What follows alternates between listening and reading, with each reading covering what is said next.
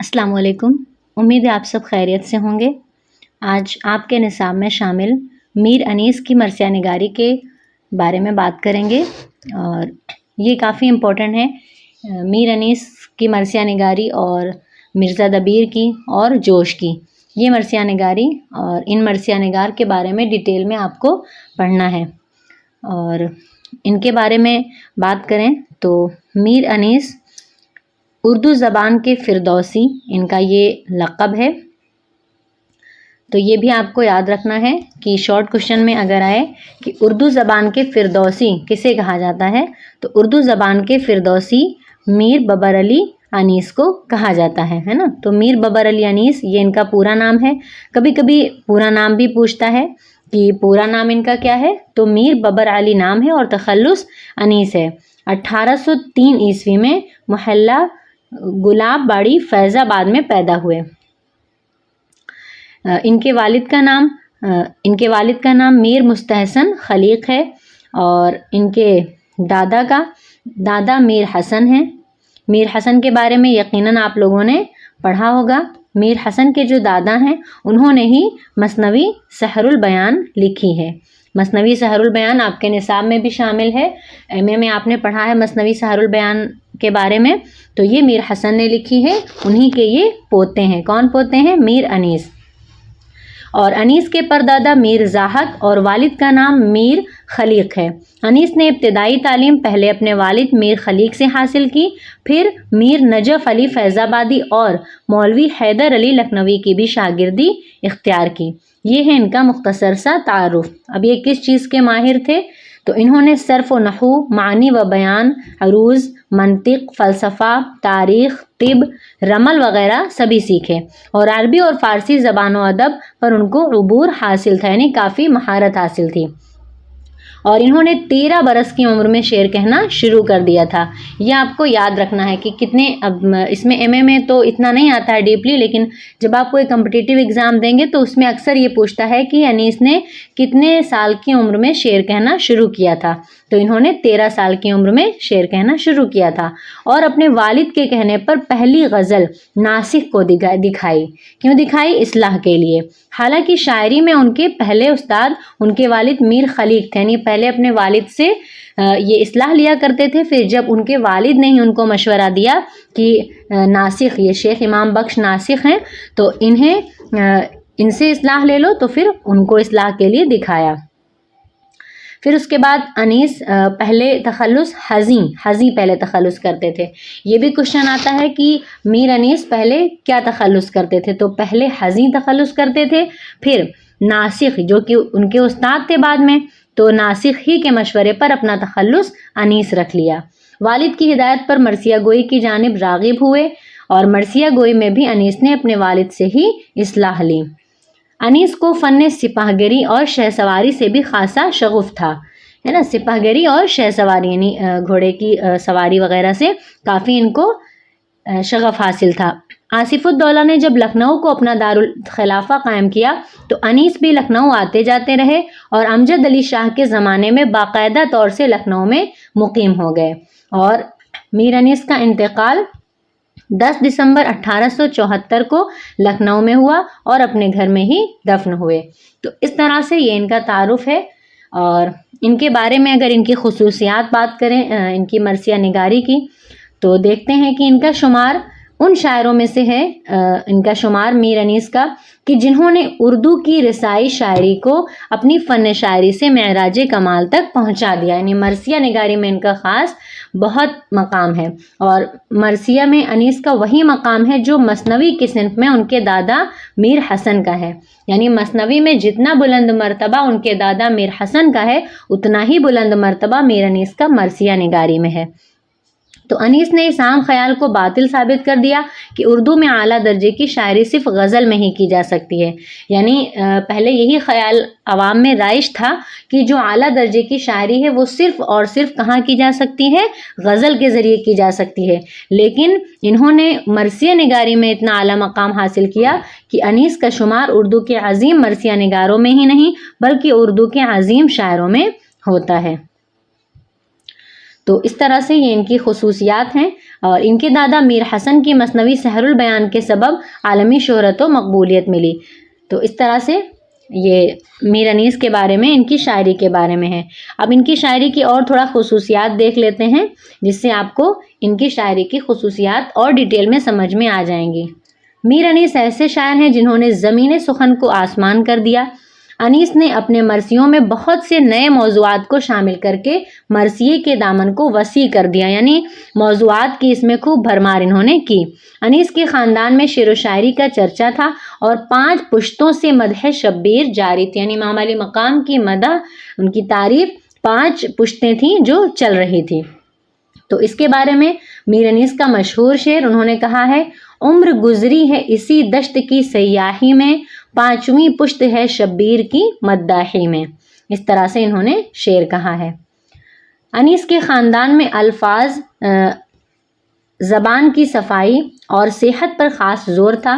انیس نے جس وقت مرثیے کی دنیا میں قدم رکھا اس وقت لکھنؤ میں لفاظی تصنع پر زیادہ زور تھا، لیکن اپنی فنکاری سے دہلی والوں کی اس کہاوت کو غلط ثابت کر دیا کہ بگڑا شاعر مرثیہ گو ہوتا ہے، یعنی جس طرح سے شاعری لکھنؤ میں رائج تھی تو وہاں پہ صرف لفاظی ہوتی تھی، یعنی لفظوں کی جادوگری تھی، تصنع یعنی بناوٹ تھی۔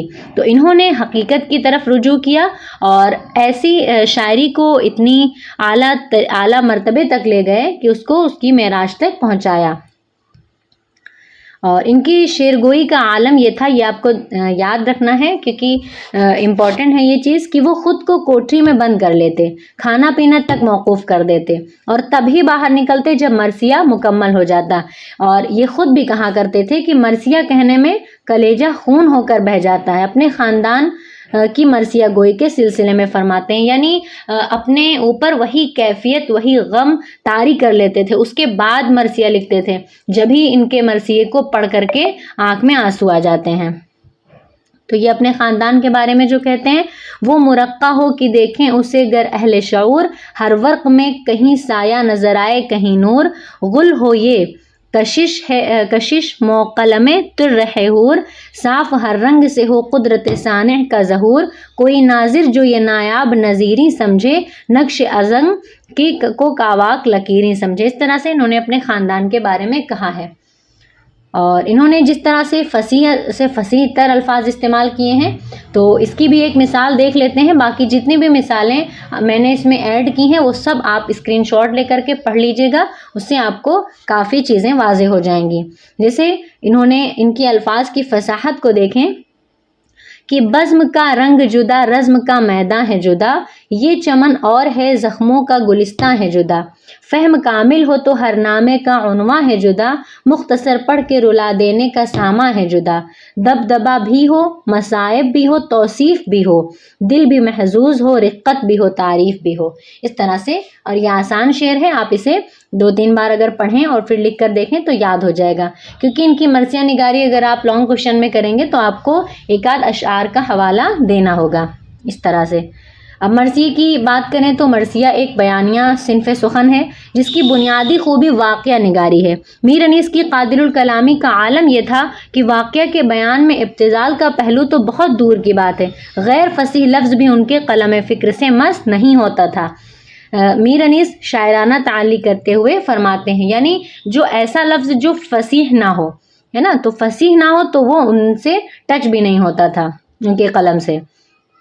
تو انہوں نے کہا ہے کس طرح سے: قلم فکر سے کھینچوں جو کسی بزم کا رنگ، شمع تصویر پہ گرنے لگے آ کے پتنگ، صاف حیرت زدہ مانی ہو تو بہزاد ہو دنگ، خون برستا نظر آئے جو دکھاؤں صف جنگ، رزم ایسی ہو کہ دل سب کے پھڑک جائیں ابھی، بجلیاں تیغوں کی آنکھوں میں چمک جائیں ابھی۔ اس طرح سے انہوں نے بیان کیا ہے۔ اور باقی ان کی اور بھی بہت ساری خصوصیات ہیں کہ سب سے بڑی امتیازی خصوصیت ان کی ہے جو کہ ان کو تمام شعراء سے ممتاز کرتی ہے، یعنی الگ کرتی ہے، وہ جذبات نگاری ہے۔ جذبات نگاری بہت بڑا خاصہ ہے ان کا۔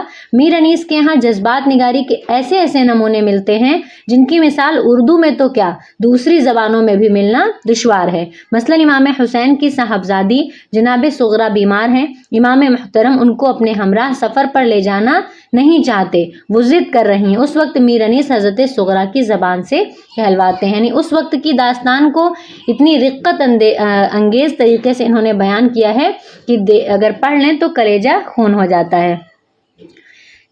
اس میں اشعار دیکھیے کہ ماں بولی یہ کیا کہتی ہے صغریٰ تیرے قرباں، گھبرا کے نہ اب تن سے نکل جائے میری جاں، بے کس میری بچی تیری اللہ نگہباں، صحت ہو تجھے میری دعا ہے یہی ہر آں، کیا بھائی جدا بہنوں سے ہوتے نہیں بیٹا، کنبے کے لیے جانوں کو کھوتے نہیں بیٹا۔ اس طرح سے انہوں نے بیان کیا ہے اس واقعے کو۔